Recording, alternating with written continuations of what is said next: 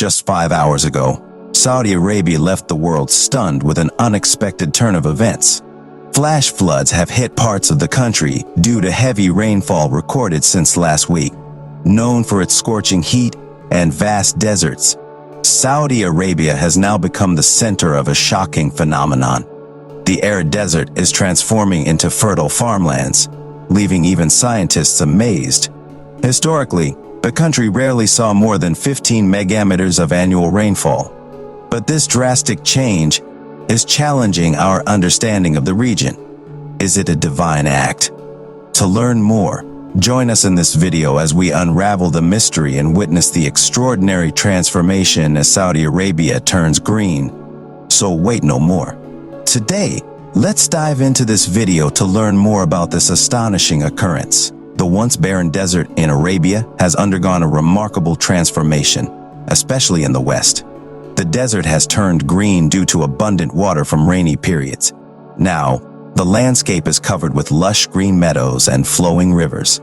Depressions have turned into lakes bustling with life.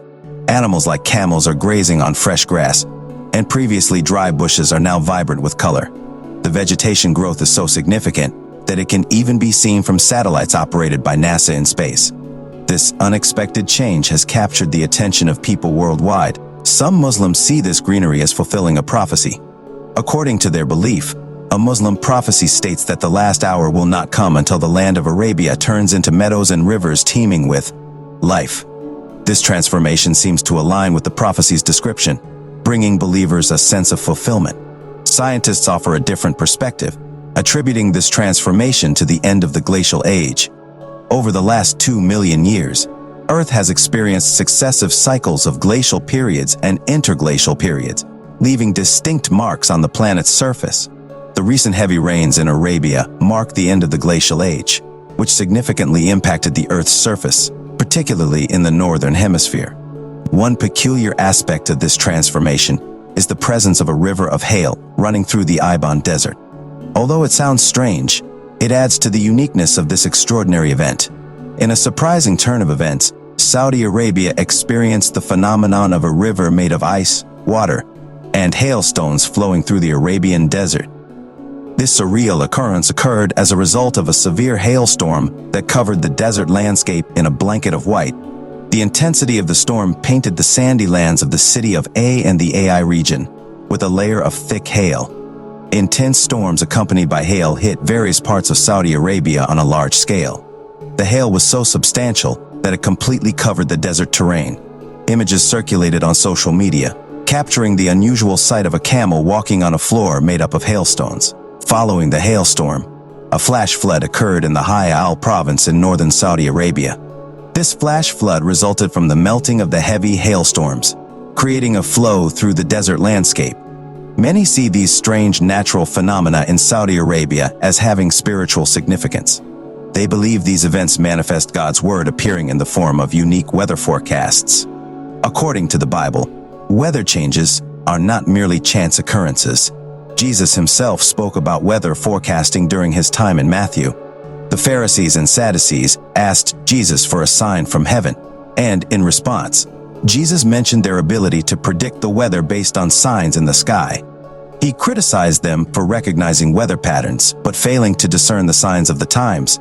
Many people interpret unusual weather phenomena as signs from God. They believe that these events signify a message or warning from God to humanity. The recent occurrences in Saudi Arabia serve as an example. People should have recognized the significance of these events and understood them as indicators of the foretold Messiah's presence among them. The Bible also contains prophecies about Jesus' second coming. These prophecies detail the signs and events that will occur before his return. Recognizing these signs is important for those who anticipate the fulfillment of biblical prophecies and the arrival of the Messiah. Jesus provided detailed prophecies about the end times in Luke, describing the conditions preceding the kingdom of God's arrival and the replacement of Satan's rule on earth. He used analogies such as the fig tree and other budding trees to illustrate the significance of recognizing these signs. Just as the budding trees indicate the approach of summer, the signs of the times indicate the nearness of the kingdom of God. Jesus urged his followers to watch and pray continually, emphasizing the importance of being aware of the unfolding events.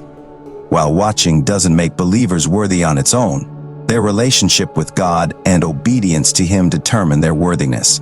Through Christ's forgiveness, believers are counted worthy to stand before God without guilt when they repent and follow Him. Therefore, continuous prayer and discernment of the signs of the times are essential for believers. Discerning the signs of the times gives believers a sense of urgency and inner diligence in their faith. It is essential to approach these extraordinary events with a balanced perspective. While some may interpret them as spiritual signs or fulfillments of prophecies, others may view them as natural phenomena resulting from climatic changes. Scientists are likely studying these transformations to better understand the underlying causes and implications. Regardless of the interpretations, these occurrences in Saudi Arabia serve as a reminder of the awe-inspiring power of nature and the need for humanity to be mindful of our environment. Whether it be a divine act or a consequence of natural processes, the transformation of Saudi Arabia's desert into green landscapes is an extraordinary event that captures our imagination and invites us to contemplate the wonders of the world we live in. In today's society, we are confronted with a multitude of widespread evils that seem to plague our communities. Instances of swearing, lying, killing, stealing, and adultery have become far too common, and there appears to be a complete disregard for the commandments of God. In a biblical context, the tribe of Ephraim held a prominent position as the leading tribe of the northern kingdom of Israel, which was distinct from the southern kingdom of Judah. Interestingly, this prophecy also holds relevance for modern-day English-speaking people, as the message of the prophet Hosea was primarily intended for the end times. By analyzing both historical events and prophetic insights, we can discern the emergence of a powerful European-centered superstate that consists of 10 nations or groups of nations. This aligns with biblical prophecies of a final revival of the Holy Roman Empire, as described in the book of Revelation. This power block is symbolically depicted as a seven-headed beast with 10 horns, representing the ultimate resurrection of this system and its dictatorial ruler, known as the Beast. According to the book of Daniel, the last king of the north, situated north of Jerusalem, aligns with the toes of a metallic human image described in Daniel 2. These toes correspond to the 10 horns of the final revival, symbolizing the rise of a new European political and military power. As this new superpower develops, an influential religious leader will also emerge, providing guidance and unity to the empire. It is important to note that this end-time empire will be orchestrated by Satan, with the 7 heads and 10 horns emerging from him, as depicted in the book of Revelation. Astonishingly, the beast's power and its ruler will be worshipped worldwide, as Satan manipulates this political and military might into a great religious crusade. This aligns with the vision of John, where he witnesses one of the beast's heads seemingly mortally wounded but later healed, causing the world to marvel and follow the beast. This prophecy indicates the fall and subsequent resurrection of the Roman Empire throughout history, as various successive Roman revivals have occurred. These entities worship the dragon, symbolizing Satan, and grant authority to the beast, making it not just a military and political power, but also a religious authority. Revelation 18 portrays the system known as Babylon as a great economic powerhouse. It describes this system as being given authority to continue for a period of 42 months, which corresponds to a short period in the final revival mentioned earlier. This depiction implies the rise of a world-spanning totalitarian power, unlike anything seen before. As the new European political and military power emerges, an influential religious leader will rise over a powerful church, offering guidance and unity to this superpower. In the book of Revelation, this church is referred to as the Great Harlot and the Mother of Harlots, with its leader termed the false prophet. In contrast, the true Church of God, represented as the Bride of Christ, is symbolized by a woman in Revelation. The false church in Revelation presents a disturbing picture. It is depicted as a wealthy and immoral woman, symbolizing a revival of ancient pagan Babylon and representing a false church. This false church, led by the false prophet, is prophesied to perform great signs and direct the end-time Roman Empire, just as it did in earlier periods. This false church has influential ties to the highest political and social circles and is portrayed as a source of pride for the world. However, it It is also depicted as a relentless persecutor of God's people, accused of being intoxicated with the blood of the saints and martyrs of Jesus. The cultural and religious roots of this false church trace back to ancient Babel, the city where humanity rebelled against God shortly after the Great Flood in Noah's time. When the Apostle John sees this harlot woman representing the great false church, he marvels with great amazement. The accompanying angel explains that the waters where the harlot sits symbolize people, multitudes, nations, and tongues, highlighting the global impact of this false church's influence on various alliances and regions, including the King of the South. In recent times, we have witnessed significant shifts in global power dynamics. The emergence of the New World Order characterized by globalization has led to the rise of new powers that are replacing traditional dominating superpowers. Smaller nations now wield significant influence over larger powers, while even terrorist organizations instill fear and chaos in their larger adversaries. These shifts are driving new alliances based on financial gain, regional trade, and mutual protection, often bolstered by military strength. With the decline of English-speaking nations mentioned earlier, there arises a question: who will step in to fill the power vacuum? The longest continuous prophecy in the Bible, Daniel, provides insights into this question. Historians can trace its verses to pinpoint prophetic events from the time of Alexander the Great to great empires and various wars. Verse 40 specifically focuses on the end times and portrays a united European power as the King of the North, positioned north of Jerusalem. The King of the South opposes this European power, likely representing a coalition of Islamic nations centered to the south of Jerusalem. These nations will unite to protect and advance their interests, including matters of religion and culture. This prophetic vision provides a framework for understanding the geopolitical landscape of the end times. Furthermore, as prophesied, a conflict may arise between these two regional powers, shaping the geopolitical landscape in the last days. Revelation 9 unveils the emergence of a formidable Asian regional power characterized by massive armies poised to confront the forces of the King of the North in the final days. The sixth trumpet blast in the book signifies a significant upheaval on the world stage. Amidst these tumultuous events, our message remains focused on preaching the gospel of the kingdom of God, with Christ as our King. We anticipate a future where our world will be transformed. This proclamation underscores the hope and promise of a divine kingdom that transcends earthly conflict. Revelation describes an immense army numbering 200 million, symbolizing the magnitude of the impending conflict. This event, known as the Sixth Trumpet Plague or the Second Woe, represents a formidable challenge to the European forces following the events of the Fifth Trumpet Plague or the First. The significance of the kings from the East is also highlighted in these prophecies.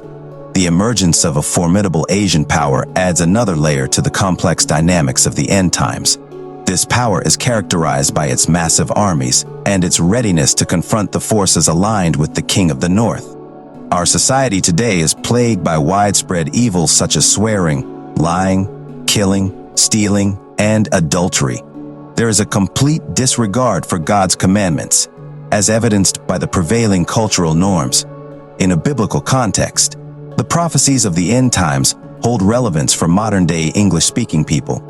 We see the emergence of a powerful European-centered superstate, symbolized by a seven-headed beast with 10 horns, representing the final resurrection of the Holy Roman Empire. This end-time empire, orchestrated by Satan, will encompass not just military and political. Amidst these events, a false church led by the false prophet will rise, performing great signs and directing the end-time Roman Empire. This false church, with its cultural and religious roots tracing back to ancient Babel, will wield significant influence and be a relentless persecutor of God's people. The geopolitical landscape will witness shifts in power dynamics, with new alliances forming based on financial gain, regional trade, and mutual protection. Ultimately, the hope and promise lie in the gospel of the kingdom of God, with Christ as our King. Despite the chaos and conflicts of the end times, we look forward to a transformed world and the establishment of a divine kingdom that transcends earthly powers and brings true peace and righteousness. In the book of Revelation, specifically in Revelation, the focus is once again placed on the kings from the east, particularly in relation to the Euphrates River. These Eastern powers will play a crucial role in the unfolding of the final events of the age. Before the return of Christ, a vital aspect is the worldwide dissemination of the true gospel message of Jesus Christ and the kingdom of God. This responsibility has been entrusted to God's church, as Jesus himself prophesied that the gospel of the kingdom would be preached to all nations as a prelude to the end time. However, there will come a time when this proclamation will face obstacles, as foretold in the book of Amos, resulting in a famine of hearing the words of the Lord. During this period of persecution and tribulation, God's church will face severe adversity that will hinder its ability to effectively preach the gospel. In Revelation, a beast emerges, symbolizing oppressive forces that seek to silence the proclamation of God's truth. However, in the midst of this tribulation, God will raise up two witnesses who will be empowered to prophesy for a designated period, serving as beacons of divine truth. The predicted famine of the word appears to precede the onset of the Great Tribulation, a period marked by impending destruction and captivity. In this critical juncture, God's two witnesses will emerge as staunch adversaries against the oppressive forces represented by the beast and the false prophet. Jerusalem, symbolizing the epicenter of spiritual significance, will become embroiled in a monumental spiritual conflict as prophesied events reach their zenith. The end-time Church of God diligently prepares itself to welcome the imminent return of Christ. This preparation is essential for its members to be equipped to serve the living Christ upon his return and assume roles as leaders and teachers in the forthcoming kingdom of God. Individuals who are filled with God's Spirit recognize their purpose as servants of God. Revelation 19 depicts the monumental event that occurs following the unveiling of all the seals of the book. While natural phenomena often bewilder humanity, it is crucial to recognize that nothing occurs without cause and that it aligns with God's divine will. Therefore, we must discern the signs of the times and diligently prepare for the unfolding of prophesied events. As we navigate these tumultuous times, it is important to remain vigilant, attuned to God's guidance, and steadfast in our readiness for all that is to come. Being prepared for Christ's return entails living each day as if Jesus could return at any moment, covering ourselves with his righteousness and being filled with his Holy Spirit daily. Additionally, we should be prepared to endure as we await Christ's return, recognizing that the day of the Lord may be delayed. Jesus emphasized the need for endurance during this waiting period, likening it to the responsibility of servants awaiting their master's return from a long journey. Jesus provided signs indicating the nearness of his return and urged us to be vigilant and take care of ourselves in anticipation of his sudden arrival. We are warned not to become burdened by the cares of this life, as it may catch us unaware. Therefore, we must stay vigilant and not allow ourselves to be distracted by worldly concerns. The Apostle James encourages believers to exercise patience as they await the return of the Lord, comparing it to the patience of a farmer who waits for the harvest. Establishing our hearts and remaining steadfast in faith is crucial during this waiting period. Ultimately, the arrival of God's kingdom will mark the end of this present age of evil. When Jesus returns, he will establish the kingdom of God on earth, bringing peace and true religion. It will be a time when humanity is offered salvation and eternal life, transforming our world into a wonderful place under the rule of Christ. This is the central message of the gospel of the kingdom of God, offering hope and redemption amidst the challenges of today's world. In the future kingdom of God, the world will be transformed, and the afflictions that plague it today, such as hunger, suffering, slavery, wars, violence, and riots, will become things of the past. The signs of terrifying times that have shocked religious people worldwide are indicative of the tumultuous events leading up to the establishment of God's kingdom.